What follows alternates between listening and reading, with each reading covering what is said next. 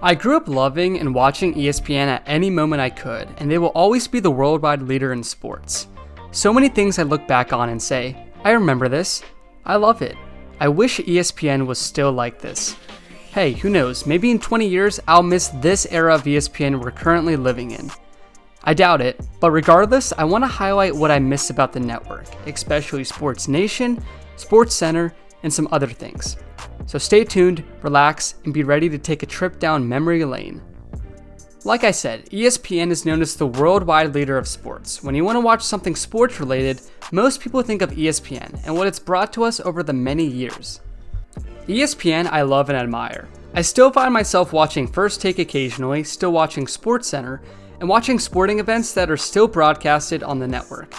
But if you think about and see what has happened to ESPN, which will be highlighted in this video, you start to see the network not be the same as it once was. And it's disheartening to see as a fan of sports and someone who appreciates and admires sports business at such a young age.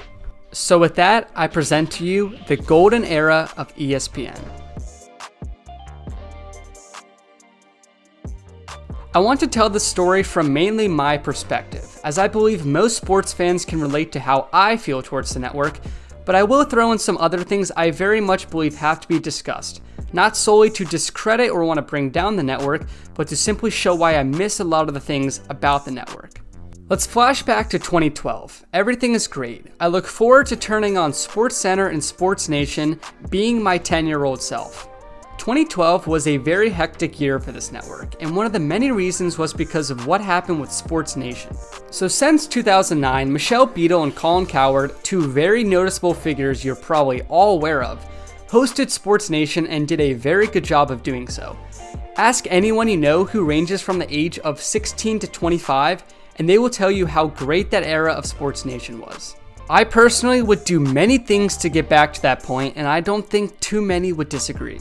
Beadle left the show in 2012 to pursue other ambitions, that being joining NBC. The move was a hard pill to swallow, as she had been the face of SportsNation since its original creation. Beadle was replaced by Carissa Thompson, who is now with FS1 and is fantastic in her role over there. Cowherd and Thompson were together for around 6 months when it was announced that Colin Cowherd would be leaving SportsNation to focus more on his radio role at ESPN. Some background for you guys. ESPN Radio at the time didn't have operations on the West Coast. SportsNation was aired in Los Angeles and Colin still wanted to do his radio gig. So Colin left SportsNation and was replaced by another noticeable figure in Marcellus Wiley, who left ESPN a couple of years later. Do you sense a trend here? So before this turns into a video all about SportsNation, even though that would be pretty cool, I'll round this off quickly. In 2013, Carissa Thompson left SportsNation and was replaced by Max Kellerman. Wiley and Kellerman were together at SportsNation for a year when it was announced that Michelle Beadle would join the crew again. Those three were together until 2016, and let me add, they were pretty iconic as well. But in 2016, Max Kellerman took the First Take gig when Skip Bayless, a huge part of ESPN, left for FS1. It is now 2018, and for 2 years, Beadle and Wiley had been together, and to be fair, they were a solid duo.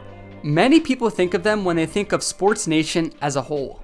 But in 2018, Michelle Beadle took the host role of Get Up, this new great show on ESPN that would premiere every day from 8 to 10 Eastern. People were pretty outraged with Get Up as a whole because that took the time slot of Mike and Mike.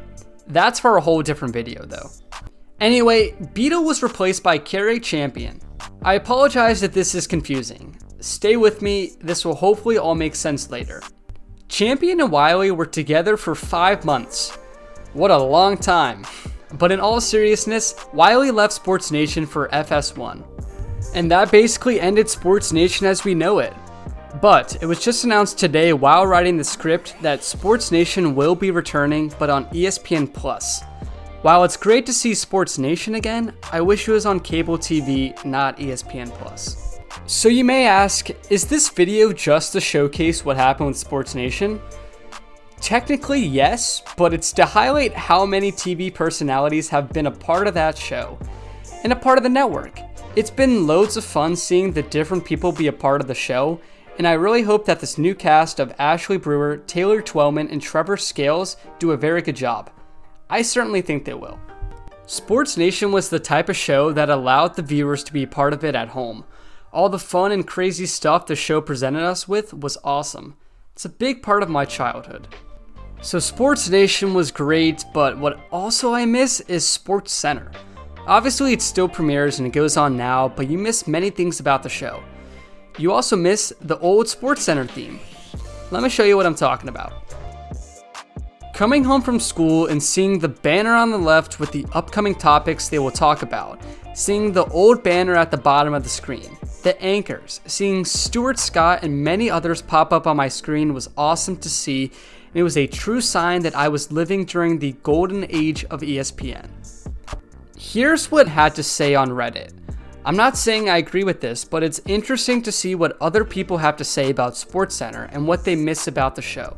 He says, I miss the old SportsCenter, the SportsCenter that showed highlights of games around the league.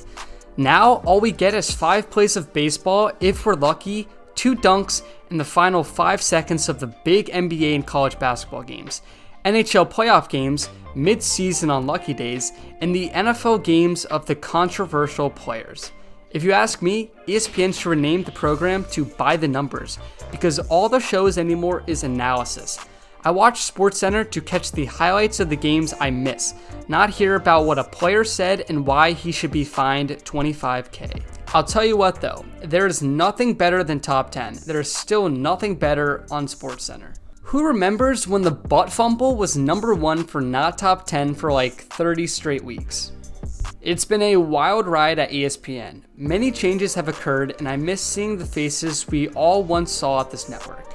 Skip Bayless, Colin Cowherd, Michelle Beadle, Marcellus Wiley, now Tom Rinaldi.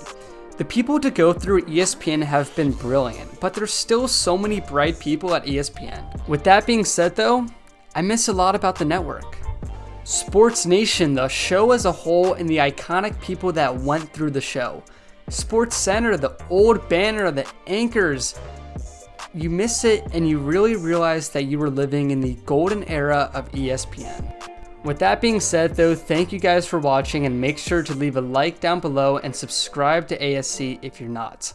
Until next time, I'll see you later.